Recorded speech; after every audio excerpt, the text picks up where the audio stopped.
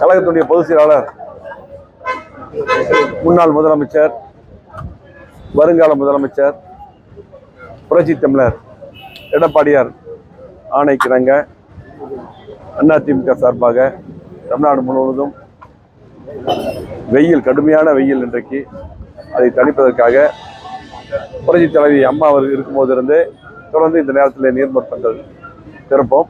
அந்த அடிப்படையிலே இன்றைக்கு புரட்சி தமிழர் எடப்பாடி அவர்கள் உத்தரவுக்கிணங்க கோவை மாவட்டம் முழுவதும் இன்றைக்கு நீர்மோர் பந்தல் திறப்பு நடந்து கொண்டிருக்கிறது. அந்த அடிப்படையிலே கோவை மாநகர் மாவட்டம் சாய்பாபா காலனி பகுதியிலே சாய்பாபா காலனியிலே இன்றைக்கு சிறப்பான முறையிலே நீர்மோர் பந்தல் திறப்பு நடைபெற்றது.